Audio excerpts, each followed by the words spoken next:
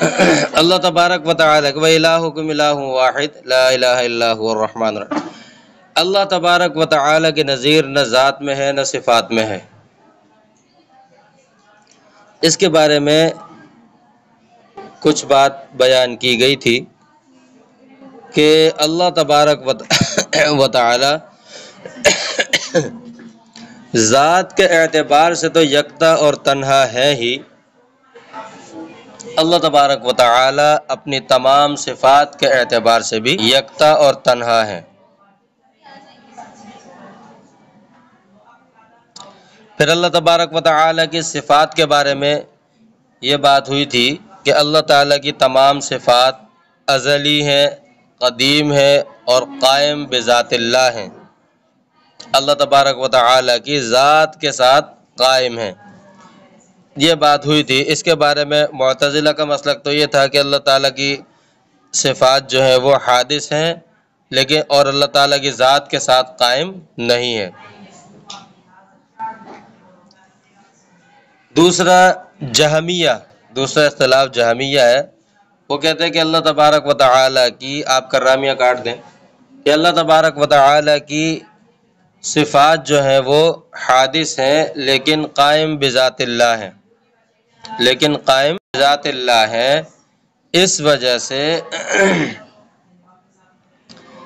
اہل سنت والجماعت کا مسلک قرآن و سنت کے مطابق یہی ہے کہ اللہ تعالیٰ کی ذات، یہاں پر ان کی بھی تردید ہو گئی ہے کہ اللہ تعالیٰ کے تمام صفات قدیم ہیں اور قائم بذات اللہ ہے، کیونکہ حادث کا قدیم کے ساتھ قائم ہونا یہ عیب ہے، اور اللہ تبارک و تعالی تمام عیوب اور نقائص سے پاک اور منزہ ہے۔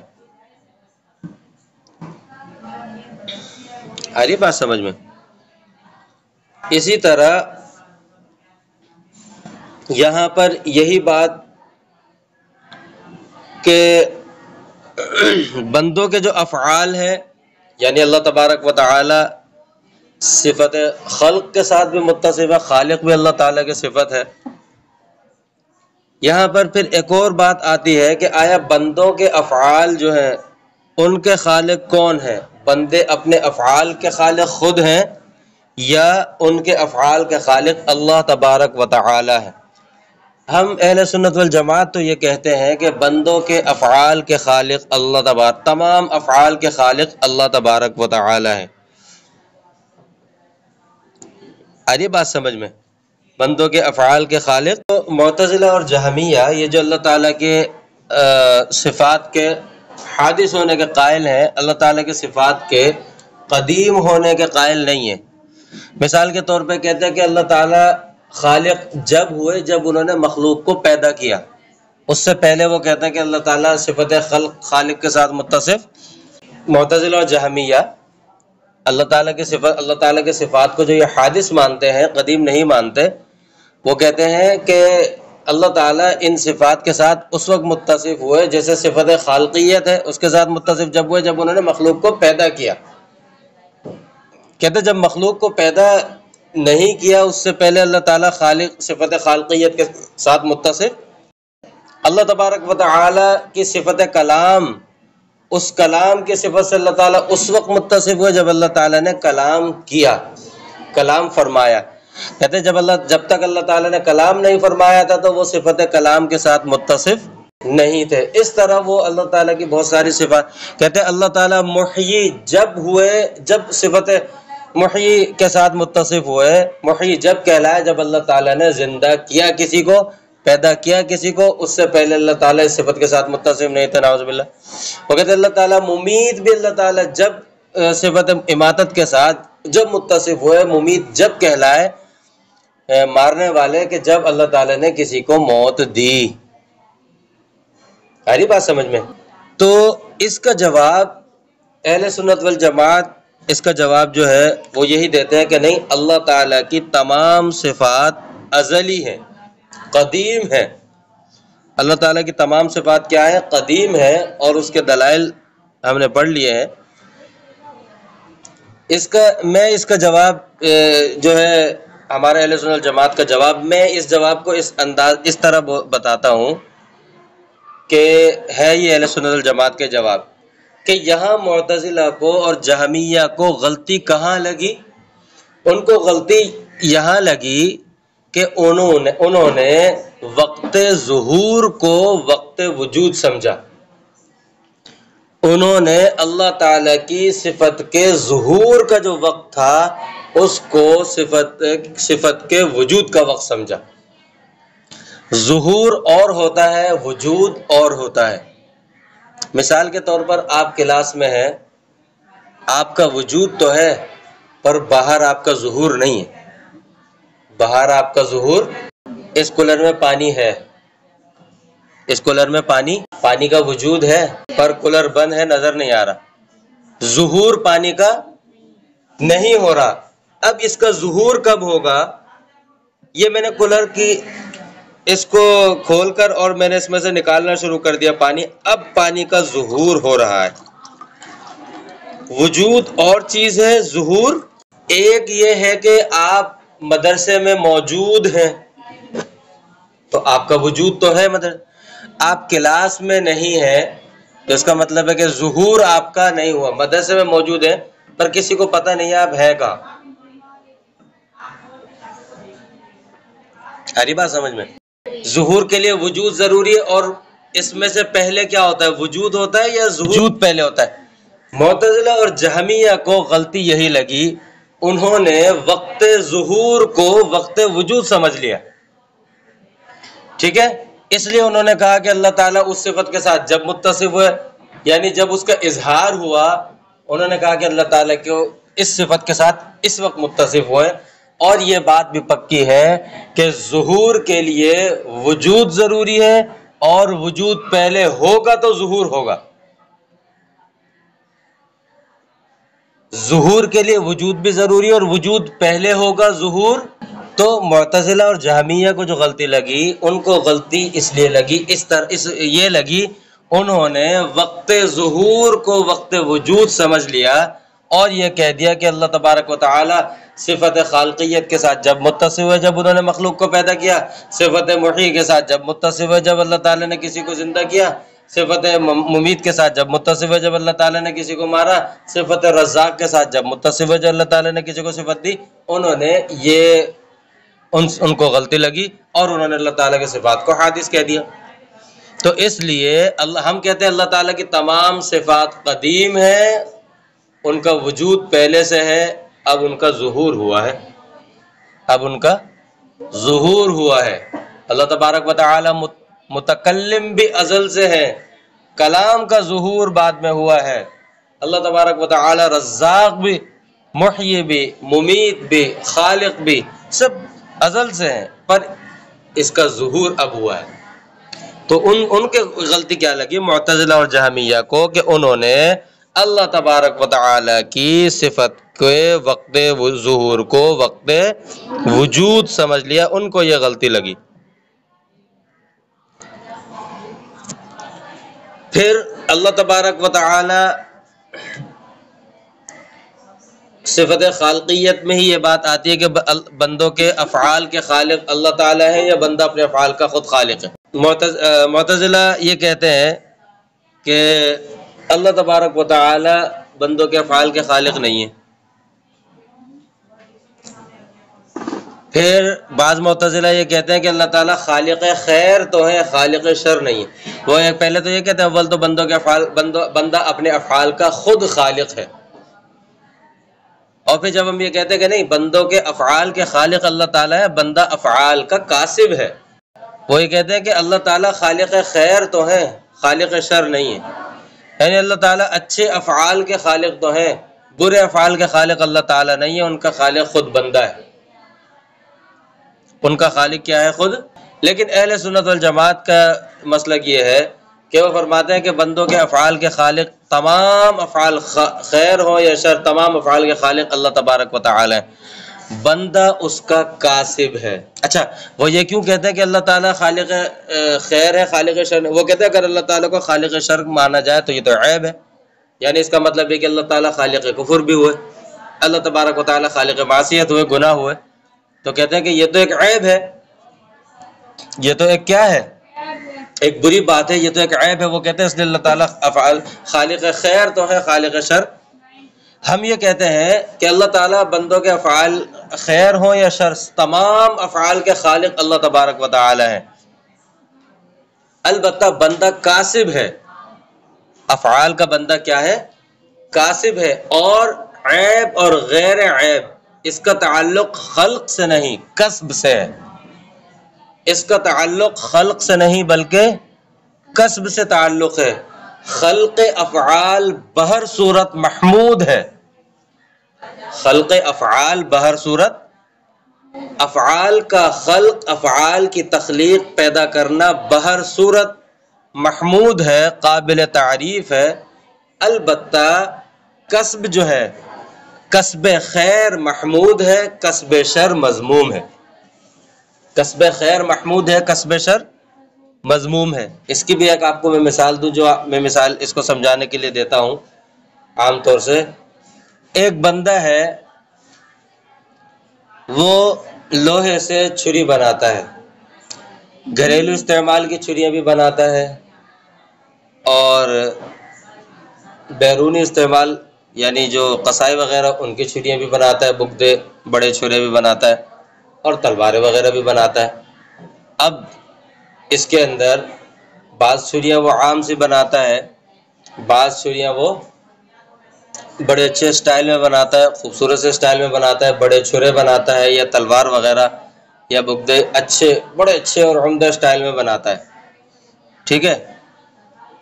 یا اسی طرح ایک اسلحہ بنانے والا ہے، اسلحہ بنانے والا پسٹل بناتا ہے، گن بناتا ہے، ریپیٹر بناتا ہے، مختلف قسم کے اسلحے بناتا ہے، اور کچھ عام سے ہوتے ہیں، کچھ کو وہ اچھا ڈیزائن کرتا ہے۔ اب اس سے ایک شخص خرید کے لے جاتا ہے چھریاں وغیرہ، یا اس اسلحے والے سے، اور وہ لے جا کر اس کا استعمال، مثال کے طور پہ ایک شخص چھری لے کر گیا گھریلو استعمال کے لیے، گھر میں استعمال کر رہا ہے، یا وہ قصائی ہے تو وہ اس کا استعمال کر رہا ہے کہاں پر؟ اپنے کاروبار، اپنے کام کے لیے۔ اور ایک شخص اس سے چھری لے کر گیا اور اس نے لے جا کر کسی خنجر سے کسی کو قتل کر دیا، اس نے خنجر سے کسی کو قتل کر دیا۔ اب آپ بتائیں پولیس کس کو پکڑے گی آ کر؟ جس نے چھری بنائی تھی اس کو پکڑے گی؟ اس کو تو نہیں پکڑے گی نا آ کے، کیونکہ وہ تو قابل تعریف جب بھی ہے کہ جب اس چھری کا استعمال اچھا ہوا ہو، وہ قابل تعریف جب بھی ہے جب اس چھری کا استعمال غلط ہو۔ اس نے تو بنائی ہے، وہ تو بناوٹ ہے، اس بناوٹ میں تو وہ اس کے ہنر کی تعریف بہر صورت کی جائے گی، ہاں البتہ پکڑا وہ جائے گا، اور برائی اور اچھائی اس کے متعلق آئے گی جو اس کا استعمال کرے گا۔ یعنی بنانے والے کے لیے تو اچھائی ہی اچھائی ہے، ہاں اگر کوئی اس کا استعمال اچھا کرے گا تو وہ اچھا شمار ہوگا، جو اس کا استعمال برا کرے گا تو وہ برا شمار ہوگا۔ عیب اس پر نہیں لگے گا جس نے یہ چھریاں بنائی ہیں، عیب دار وہ نہیں کہلائے گا۔ کوئی یہ نہیں کہے گا کہ تم نے چھری بنائی اور دیکھو بندہ قتل ہو گیا، تم نے چھری بنائی اور دیکھو بندہ قتل ہو گیا۔ وہ کیا کہے گا؟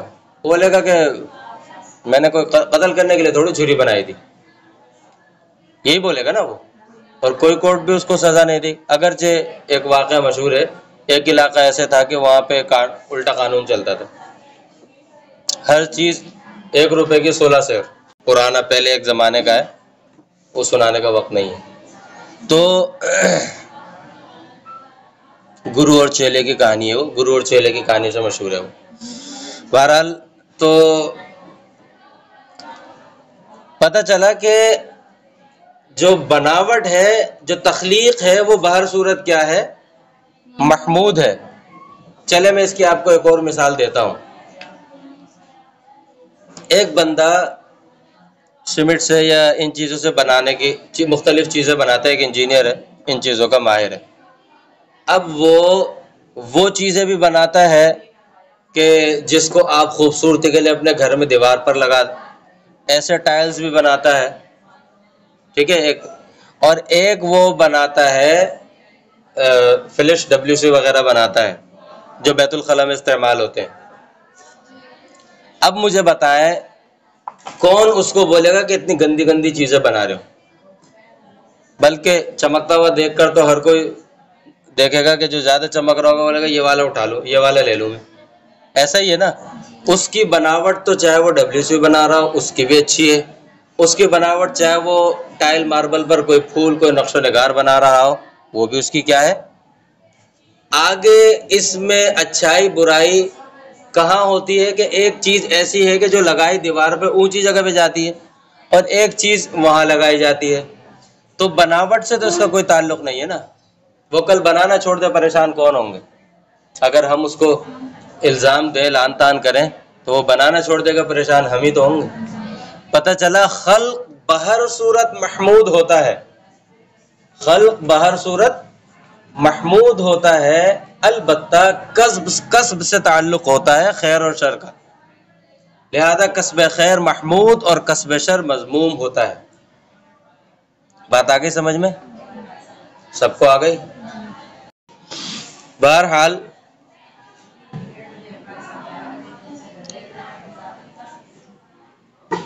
اسی کے تحت اللہ تعالیٰ کے صفات، اللہ تبارک و تعالیٰ کے صفات میں کہ اللہ تبارک و تعالیٰ عالم الغیب ہیں. اللہ تعالیٰ نے مخلوق کی تقدیریں مقرر فرمائی ہیں، مخلوق کے عمریں اور تقدیریں مقرر فرمائی ہیں. یہ عقیدہ تحاوی میں تقریباً 21واں عقیدہ آ گیا. اری بات سمجھ میں؟ توحید جو ہے وہ اس کی 3 قسمیں ہوتی ہیں.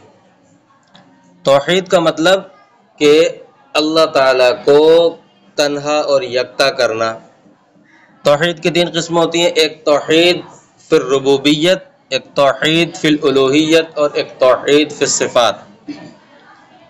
توحید فی الالوہیت، سب سے پہلے توحید فی الالوہیت یا توحید الوہیت کسے کہتے ہیں؟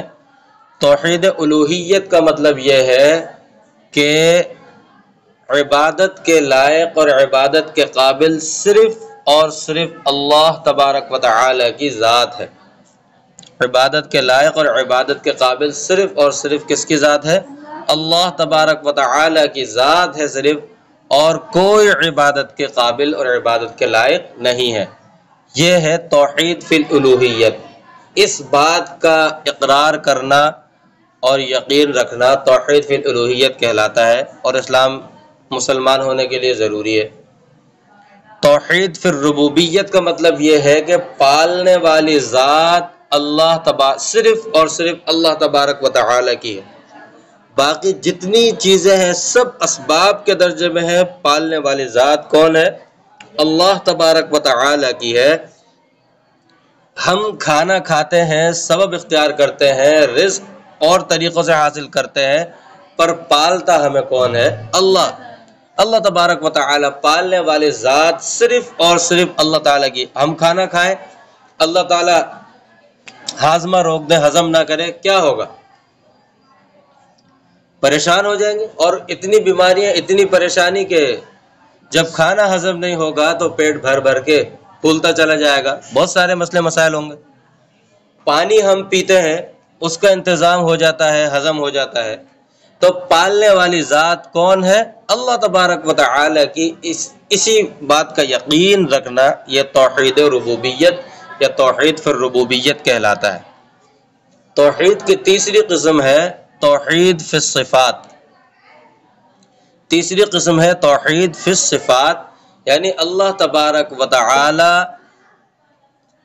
تمام صفات میں یکتا اور تنہا ہے.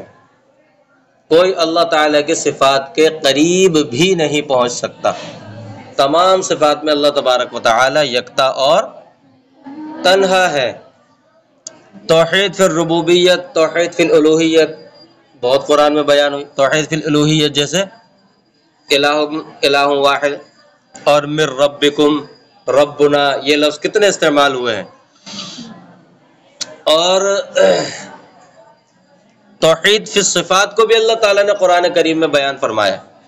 اچھا، صفات اللہ تعالیٰ کی 2 طرح کی ہوتی ہے. ایک تو اللہ تعالیٰ کی وہ صفات ہیں جو اللہ تعالیٰ کی خصوصی صفات ہیں، وہ اللہ تبارک و تعالی ہی میں وہ صفت پائی جاتی ہے، جیسے صفت رزاق، صفت محیی، صفت ممیت، صفت خالق، یہ اللہ تبارک و تعالی کی صفات ایسی ہیں جو لازم ذات ہیں اور اللہ تعالیٰ کی خصوصی صفات ہیں۔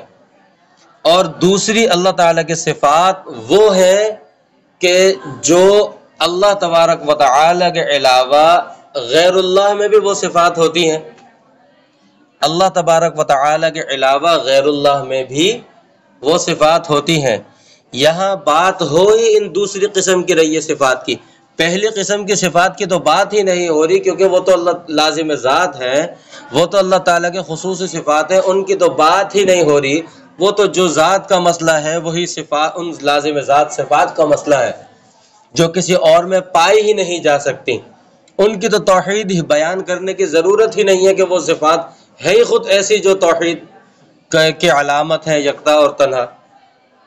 بات ہو رہی ہے توحید فی الصفات میں جس وحدانیت کو بیان کرنا مقصود ہے وہ صفات ہیں، مثال کے طور پر صفت رحمت اللہ تعالیٰ میں بھی ہوتی ہے تو بندوں میں بھی، اللہ کی مخلوق میں بھی ہوتی ہے، انسانوں میں ہوتی ہے، جانوروں میں ہوتی ہے، سب میں۔